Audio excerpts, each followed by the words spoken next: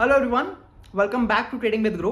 मेरा नाम है असीम सिंघल और आज मैं आपके साथ डिस्कस करने वाला हूं इवेंट बेस्ड ट्रेडिंग और कैसे हम इवेंट्स को यूज करके ट्रेड कर सकते हैं। हम उसके कुछ एग्जांपल्स भी देखेंगे, बट आगे बढ़ने से पहले as usual make sure that you like this video and subscribe to our channel. तो चलिए शुरू करते हैं आज की वीडियो।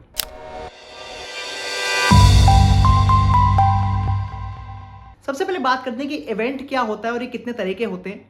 मैं इवेंट्स को दो तरीके का मानता हूं। पहला तो इवेंट है वो होता है प्लान्ड इवेंट। प्लान्ड इवेंट हो गया, मान लीजिए बजट या फिर कोई इलेक्शन या फिर जितनी भी आपकी कंपनीज हैं उनकी जो क्वार्टरली अर्निंग्स होती हैं वो हमारे प्लान्ड इवेंट है। इसको हम प्लान्ड इसलिए बोलते हैं क्योंकि हमें एग्जैक्टली पता होता है कि किस दिन और किस समय वो इवेंट होने वाला है। और जो दूसरे इवेंट होते हैं वो होते हैं अनप्लान्ड इवेंट। ये जनरली कोई नेचुरल डिजास्टर हो सकता है या फिर ये हमारे किसी भी कंट्री ने अगर वॉर कर दिया, जैसे अभी हमारा यूक्रेन का वॉर है, वो हो सकता है, या फिर ये किसी इकोनॉमी में जो पूरा प्रभाव पड़ सकता है जैसे कि डीमोनेटाइजेशन, वो हो सकता है। तो हम दोनों ही इवेंट के बारे में बात करेंगे और एग्जांपल देखेंगे कि अगर कोई भी इवेंट होता है तो उससे हमारे को क्या लग सकता है, क्या पिछला अभी तक मार्केट रहा है और उसके बेसिस पे हम क्या सीख सकते हैं। तो ये देखते हैं कुछ एग्जाम्पल्स ऑन द लैपटॉप। तो सबसे पहले बात करते हैं हम अनप्लान्ड इवेंट्स की एंड उनमें मैं कुछ एग्जाम्पल लेने वाला हूं, जैसे कि डीमोनेटाइजेशन, कोरोना के केसेस एंड यूक्रेन वॉर। तो आइए सबसे पहले एग्जांपल देखते हैं यूक्रेन वॉर का, जो कि 24 फरवरी 2022 को शुरू हुई थी। तो देखते हैं कि कैसे हम इसको ट्रेड कर पाते। अगर आप देखें ये जो डे है, दिस इज द 24 फरवरी 2022, और जनरली आप देखेंगे कि कभी भी कोई अनप्लान्ड इवेंट होता है तो फर्स्ट रिएक्शन जो होता है वो एक डाउनफॉल का होता है, बिकॉज लोगों को people don't like negative news. और आप काफी बार देखेंगे कि चाहे वो पॉजिटिव न्यूज भी आ रही हो तो जनरल थोड़ा रिएक्शन थोड़ा नेगेटिव होता है ऑन द स्टॉक मार्केट। तो काफी बार कभी भी कोई इवेंट आ रहा होता है तो आप काफी बड़ा गैप डाउन देख सकते हैं, जो कि इस केस में भी हुआ है कि जो मार्केट खुला था वो नीचे ही खुला। अब हम बात कर रहे हैं कि हमें तो नहीं पता है कि कल होने वाला है, सो वी आर अज्यूमिंग कि हम सेलिंग ट्रेड नहीं ले पाए हैं। बट अब हम आगे क्या ट्रेड करेंगे हम वो डिस्कस जरूर कर सकते हैं। तो यहां पर मैंने क्या नोटिस किया है कि अगर कभी मान लीजिए गैप डाउन होता है तो मैं यहां पर वेट करूंगा एक अच्छे सपोर्ट लेवल के बनने का। सो इन दिस केस मैं देख सकता हूं कि ये एक अच्छा सपोर्ट लेवल बना था, बिकॉज गैप डाउन होने के बाद मार्केट ने थोड़ा सा ट्राई किया था रिकवर होने का, तो ऊपर जाने की कोशिश करी थी बट वो ऊपर नहीं जा पाया। और जब ये सपोर्ट लेवल टूटेगा तब मैं सेलिंग ट्राई करूंगा।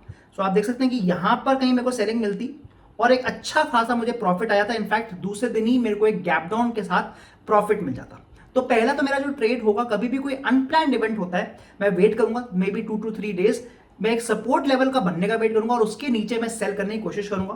तो ये मेरा पहला ट्रेड होगा। और जो सेकंड ट्रेड होगा वो होगा गैप फिलिंग ट्रेड। हमने कहा कि जनरली यहां पर गैप डाउन हो जाते हैं, तो हमें ये भी पता है कि अगर गैप डाउन हो रहा है तो एक गैप बन रहा है। तो इस केस में हम देख सकते हैं कि यहां पर इतना गैप बना हुआ है, दिस इज द गैप जो निफ्टी कोशिश करेगा फिल करने की। तो जैसे ही मेरे को एक इनफ प्रॉफिट मिल जाता है, जैसे ही मुझे एक इनफ प्रॉफिट मिल जाता है और जहां पर मैंने बाइंग मतलब जहां पर मैंने सेलिंग करी थी, मतलब इस केस में जहां पर मैंने सेलिंग करी थी और जहां पर मैंने अपना प्रॉफिट निकाल लिया है, अगर स्टॉक उसके ऊपर जाता है, मतलब यहां पर अगर ये निफ्टी इसके ऊपर आते हैं तो मैं यहां पर अब सेकंड टाइम बाइंग कर लूंगा।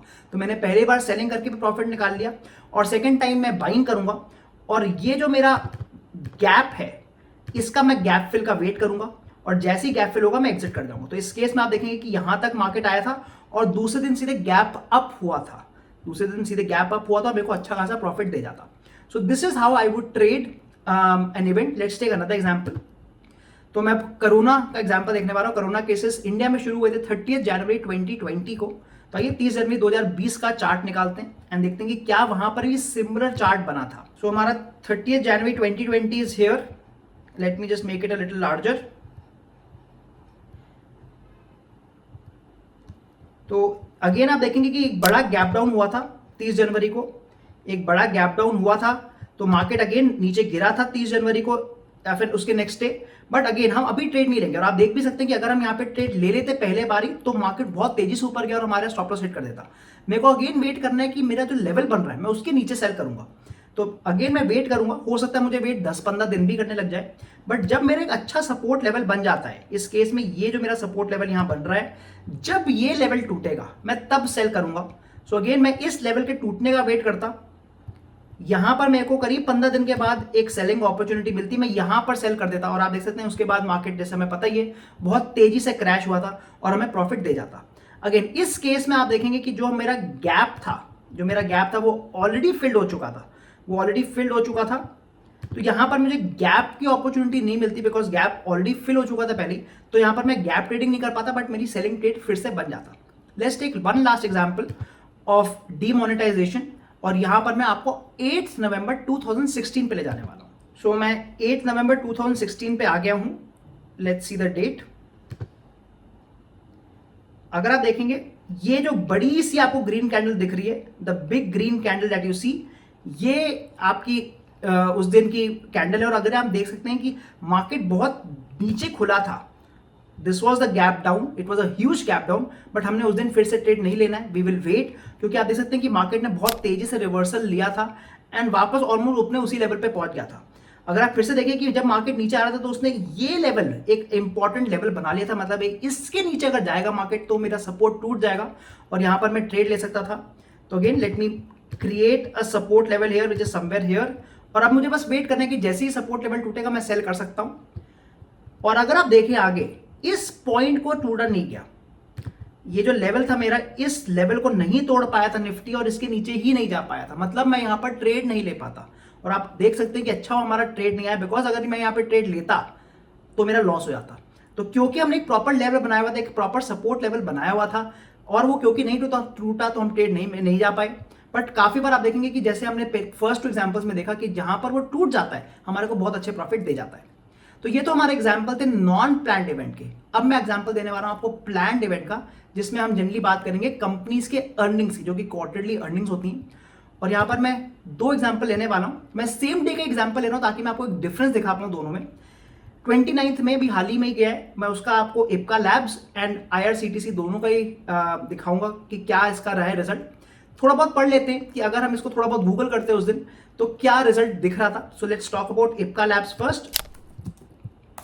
अगर मैं इप्का लैब के quarterly result just normal Google करता हूं तो जो मेरा फर्स्ट मेरे को रिजल्ट दिख रहा है वो ये दिख रहा है कि net profit margin will is falling by 50%, -50% दिखा रहा है। और जो टोटल इसकी ग्रोथ है वो भी नेगेटिव में है, मतलब ओवरऑल जो सेंटिमेंट दिख रहा है इप्का लैब का वो थोड़ा नेगेटिव दिख रहा है। बट क्या इसका मतलब है कि हमें सेलिंग करनी चाहिए? आइए देखते हैं। तो यहां पर मैं इप्का लैब्स लगा रहा हूं एंड 29 मई को अब हम देखेंगे कि क्या यहां पर एक हमारे को सेलिंग दिख रहा है कि नहीं। So let us see the 29 मई का डेटा। 29 में ये है, so this is the 29 May candle, ये वाली। और आप देखेंगे कि इवन दो सब कुछ नेगेटिव दिख रहा था, कैंडल ग्रीन थी, इनफैक्ट उसके बाद मार्केट ऊपर भी चला गया। तो इसका मतलब क्या हुआ कि हम इसमें गलत ट्रेड में तो नहीं आ रहे। यहीं पर हमारे को यूज करना है कि क्वार्टरली अर्निंग्स में हमें किस ट्रेड को एक्सेप्ट करना है, मतलब उसमें जाना है, और कब हमें ट्रेड को ही स्किप कर देना है। तो जनरली मैंने क्या देखा है कि अगर, क्योंकि ये प्लान्ड इवेंट है, काफी बार लोगों को ऑलरेडी पता चल जाता है न्यूज पढ़ के या फिर उसके कंपनीज के बारे में पढ़ के फ्रॉम द फंडामेंटल्स कि कंपनी कैसा परफॉर्म कर रही है।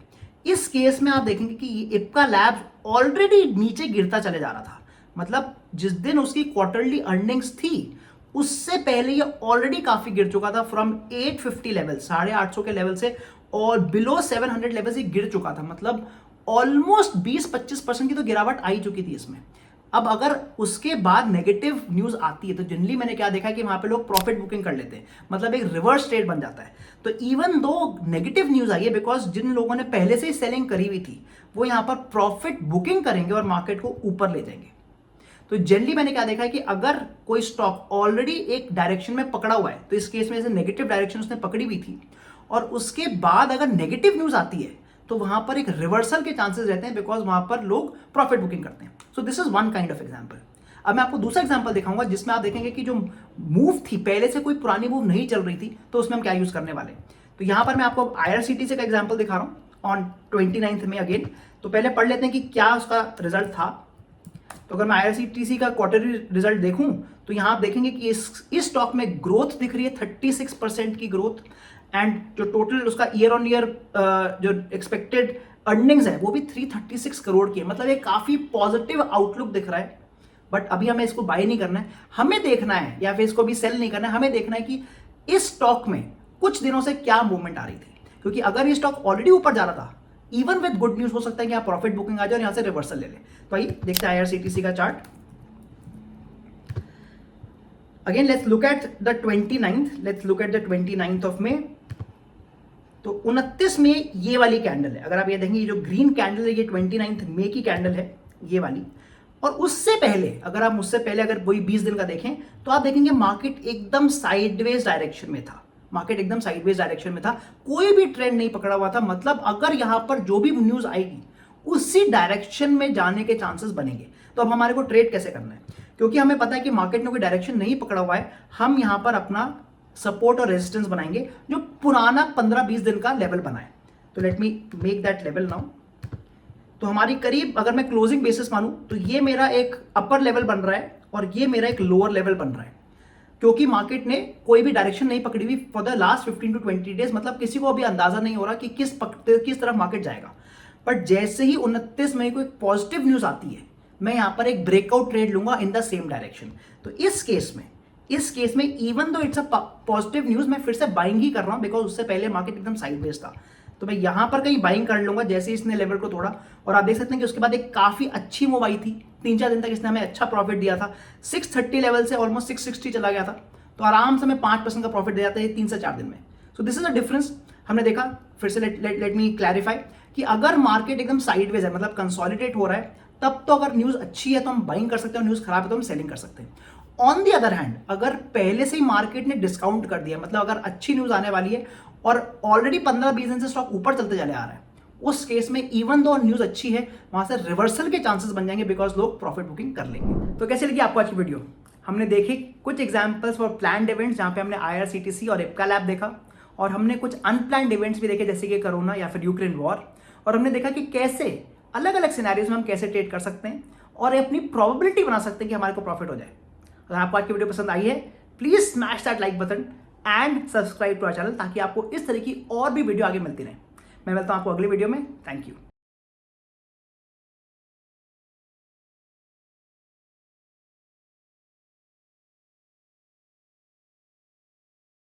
Investment in securities market are subject to market risks. Read all the related documents carefully before investing. Please read the risk disclosure documents carefully before investing in equity shares, derivatives, mutual fund, and or other instruments traded on the stock exchanges.